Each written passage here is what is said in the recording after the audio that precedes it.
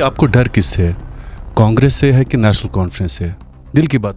नहीं, हमको किसी से डर नहीं। हमको डर केवल उन लोगों से हैं जो नहीं, मैं चुनाव की बात कर रहा हूँ। इलेक्शंस के हवाले से देखिए 9 साल हो गए, अब तो बहुत हो इलेक्शन गए। तो करेंगे। बिल्कुल, इलेक्शन में हम कह रहे हैं कि जिस दिन इलेक्शन आपकी कमीशन जुबान से एक बात, कब होंगे इलेक्शन? देखिए लोग भी परेशान हैं, जो लोग आपको देख रहे हैं बहुत वोट डालना चाहते हैं, लोग डालना चाहते हैं, नहीं पार्लियामेंट के बगैर। हमारे लोग यहाँ एक होटल के बाद दूसरा होटल खोल रहे हैं। हम जमहूरियत में हक है ना। मैं भी एमएलए बनना चाहता हूँ, आप भी एमएलए बनना चाहते हैं, हर कोई एमएलए बनना चाहता है। हक तो दीजिए ना लोगों को। जब पार्लियामेंट इलेक्शंस के लिए आपका जो माहौल है वो ठीक है, तो उमर अब्दुल्ला साहब आप पे ये इल्ज़ाम लगा रहे हैं, कल ही उन्होंने इल्ज़ाम लगाया कि अशोक कौल साहब इज़ अफ्रेड, ये डर गए हैं, ये कश्मीर के रिज़ल्ट से डर चुके हैं अशोक कौल साहब, इसीलिए ये इलेक्शंस नहीं करा रहे हैं। आपके जवाब से मुझे एक बू आ रही है कि शायद नॉर्थ कश्मीर और श्रीनगर आप उम्मीद खो बैठे हैं। नाज़रीन, आपको बता दें कि भारतीय जनता पार्टी की सरगर्मियां इस वक्त अपने अरूज पर है। जब हम जम्मू और कश्मीर की बात करें, ख़ासकर जनाब अशोक कौल के साथ साथ बाकी जो भारतीय जनता पार्टी के सीनियर लीडरान हैं, वो कोशिशें कर रहे हैं कि किसी न किसी तरह से जम्मू कश्मीर में अब की बार भारतीय जनता पार्टी एक क्लियर मेजॉरिटी के साथ असेंबली इंतखाबात के साथ साथ पार्लियामेंट इंतखाबात में अपना लोहा मनवाएं। लेकिन क्या इसमें कामयाब हो सकते हैं या नहीं, ये सबसे बड़ा सवाल है। नेशनल कॉन्फ्रेंस कोशिशें कर रही है, पीडीपी कांग्रेस भी मैदान में है। इस वक्त हमारे साथ मौजूद हैं भारतीय जनता पार्टी के 2 कद्दावर लीडरान, एक minister for state Darakhshan Andrabi ji, doctor Syed Darakhshan Andrabi ji, और अशोक कौल साहब हमारे साथ मौजूद हैं। कौल साहब बहुत बहुत शुक्रिया। धन्यवाद, आपका बहुत बहुत धन्यवाद। कौल साहब, सबसे पहले आज के इस मौके के हवाले से थोड़ा सा हमें बता दीजिए कश्मीर क्राउन पर कि आज बाज़ाब्ता तौर पर आगाज़ हो चुका है, जो हमने इससे पहले नहीं देखा। क्या हम ये मान के चलें कि ये इलेक्शंस की तैयारी है? क्या बिगुल बज चुका है इलेक्शंस का, असेंबली इलेक्शंस की जब हम बात करते हैं? इलेक्शंस जो भी होंगे उसकी तैयारी भारतीय जनता पार्टी की है। अभी जो हम यहाँ आज आए हुए हैं, आपको ये जानकारी है ही है, चूँकि आप मीडिया से जुड़े हुए व्यक्ति है, तो एक सोशल मीडिया और आईटी डिपार्टमेंट ये आजकल के युग में बहुत इम्पॉर्टेंट हो गए हैं। और उस दृष्टि से हमने सोशल मीडिया और आईटी डिपार्टमेंट का यहाँ आज ऑफिस का इनॉग्रेशन किया, और 2 अच्छे नौजवान, एक साहिल साहब और एक एडवोकेट सलमान साहब, इनको हमने ये जिम्मेदारी दी है। यहाँ जो S1 का ये परिसर है, ये जो S1 के बाहर ये 2 कमरे हैं, इन 2 कमरों में एक में सोशल मीडिया और एक में आईटी का डिपार्टमेंट हमारा चलेगा। पार्लियामेंट चुनाव के लिए भारतीय जनता पार्टी तैयारी कर रही है, और हम सब जानते हैं कि 5 कॉन्स्टिट्यूंसीज़ हैं, और 5 कॉन्स्टिट्यूंसीज़ की डिलिमिटेशन इस बार जो हुई है वो 18 कॉन्स्टिट्यूंसीज़ की हुई है, जिसमें एक कॉन्स्टिट्यूंसी राजौरी और अनंतनाग की बनी है। उसमें भी 18 सीटें हैं, लेकिन 11 सीटें जम्मू कश्मीर की तरफ है और 7 सीटें राजौरी पुंछ की तरफ है। भारतीय जनता पार्टी ने अपने लोकसभा प्रवास योजना में इस कॉन्स्टिट्यूंसी को आइडेंटिफाई किया है, और हम पूरा जोर लगाकर इस कॉन्स्टिट्यूंसी में काम कर रहे हैं। आपको याद होगा 2-1 महीने पहले हमारे जो मिनिस्टर इंचार्ज है अर्जुन राव मेघवाल जी, वो कश्मीर में अनंतनाग, कुलगाम, शोपियान भी हो आए थे, और राजौरी में राजौरी और पुंछ भी हो आए थे। तो इसलिए ये एक सीट जिस पर हम फोकस कर रहे हैं, और 2 सीटें जो जम्मू की है, उधमपुर और जम्मू की, उसमें भी थोड़ा रियासी जो हिस्सा है वो जम्मू कॉन्स्टिट्यूंसी के साथ चला गया है, और उन 2 सीटों पर भी भारतीय जनता पार्टी काम कर रही है। और जो शेष सीटें कश्मीर की है, एक बारामूला की और एक श्रीनगर की, इस पर भी भारतीय जनता पार्टी काम कर रही है।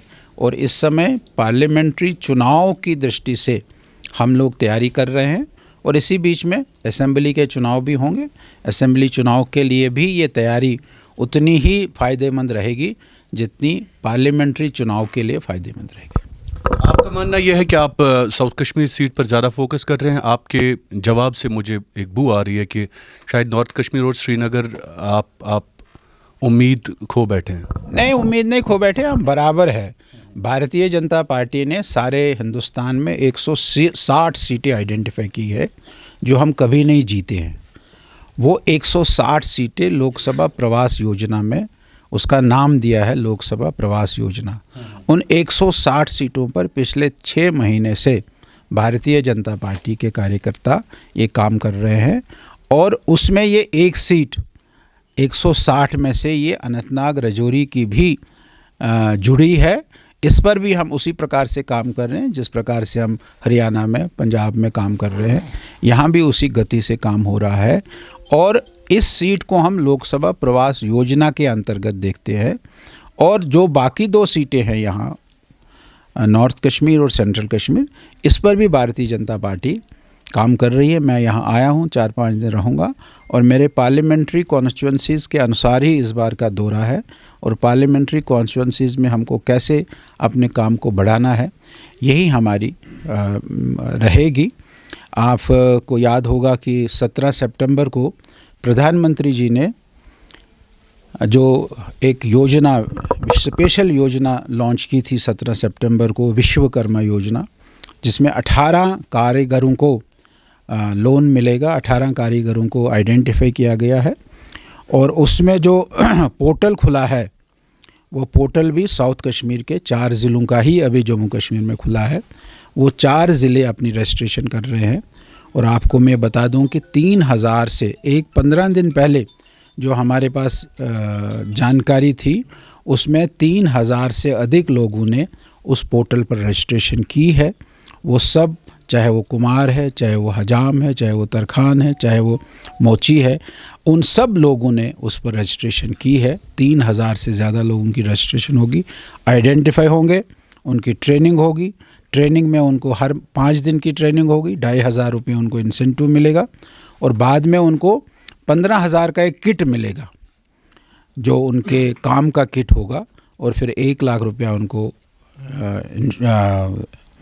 लोन भी मिलेगा जो बिल्कुल 5% इंटरेस्ट पर होगा। कौल साहब, हालांकि सरकार बहुत काम कर रही है, इसमें कोई शक नहीं है।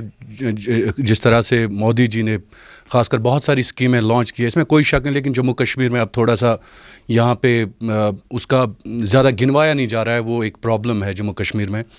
लेकिन I want Ashok Kaul to answer from the bottom of your heart. तीसरा इंटरव्यू है मेरा आपके साथ इस वक्त। मैंने देखा कि अंदर आपकी नीयत, सीधे जवाब देते हैं आप।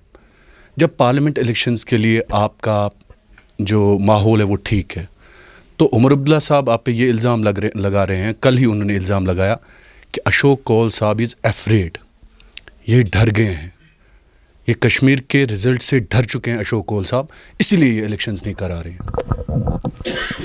कश्मीर की, जम्मू कश्मीर की जो सिचुएशन, हालात जो इन पार्टीज़ ने बना के रखी थी, उससे आपको डर है? उससे हमें डर नहीं है। जो इन्होंने बना कर रखी थी पिछले 60-65 सालों में, कल आपने देखा महबूबा जी ने बयान दिया।